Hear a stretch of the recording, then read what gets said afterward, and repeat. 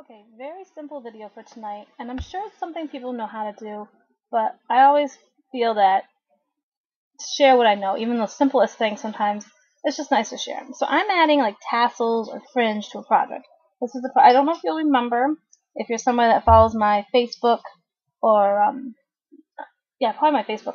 I posted about a shawl that I did for somebody, a wrap, a very simple like rectangle wrap. I don't know if you can tell, it's supposed to be pink and black. Well, I decided that I wanted to add some tassels to it.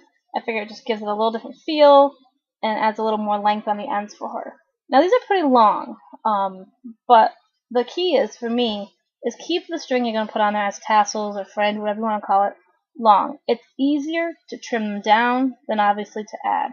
So it's always better if you're thinking you want 5 inches on each end, maybe do it, a 10-inch or more piece you're going to need, because you want to make sure that when I do 2 strands at once, or you can do 1 strand at a time. But for her project, I still have the ball yarn that had the 2 skeins wrapped together, so that's what I'm using.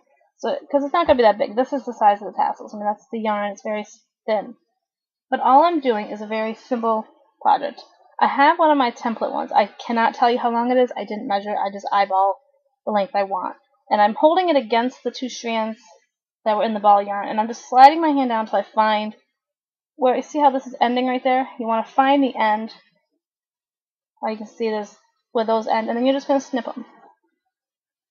So again, figure out the length you want. But I would recommend, as I said, keep them longer than what you want, because that way, if you don't cut them all perfectly, you don't have to measure exactly string each time. You're eyeballing it, get them all about the same.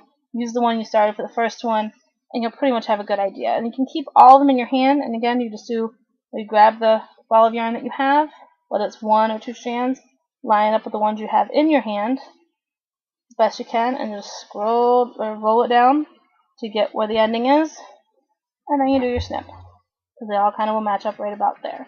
And they're not going to be perfect, which is fine, because you can make it better later. Now, so you've got the tassels you want.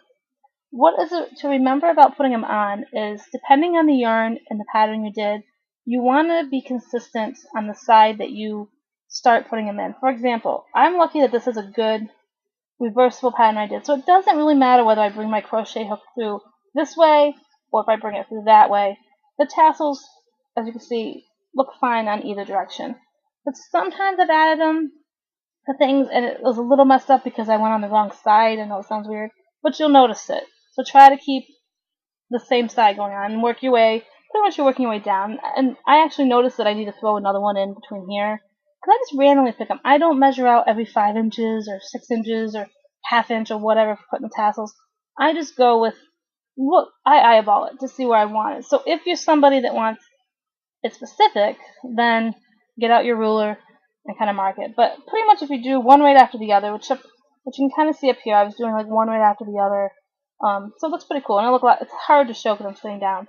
But when I'm ready to go through it, all I'm going to do is grab 2 strands, because that's what I'm using, either 1 or 2 strands of yarn, whatever you're doing, and I just drape them over my finger, like so, and I try to line up the bottom ends, because if you line up the bottom ends, they'll kind of be even on that. So as you can see, they're pretty well wound up. So I'm just having it draped over like that, holding it close, and then I'm coming over to the project. And like I said, with this, it doesn't matter which way, but I'm just going in through the back with the crochet hook. As you can see, it's poking out. You're going to attach the strands you have, and you're going to pull them through the project. So that what it does is it creates the loop on the other side. And then all you have to do is go through the loop. Okay, you're just going to go through the loops, grab the string, and pull it through, and then tighten it. And then add your tassel, or your fringe, whatever you want to call it. So that's all you do, and then you can kind of eyeball it too and be like, well, do I need more on this side? Like I said, if I'm holding this up, I can hold it the right way here because it's a little tangled. If I'm holding this up, I can see, oh, there's a gap here. I need to put one. So, but it just adds like a cool effect to it. It's really fun if you're doing a lot of different colors as tassels and not just in the same color. And it can be a really cool effect to add to and a simple effect that you can add. This wasn't the intended video for today, but I was sitting here and I realized that I'm giving my friend this gift and I forgot to put the tassels on.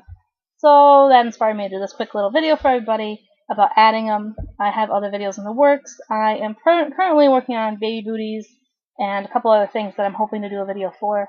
within the next week or so, I got some things going on. I'm sorry. I wish I could do videos a lot more consistent for you guys. But anyhow, that's just a simple tutorial for anyone that maybe doesn't know how people add the fringe or tassel.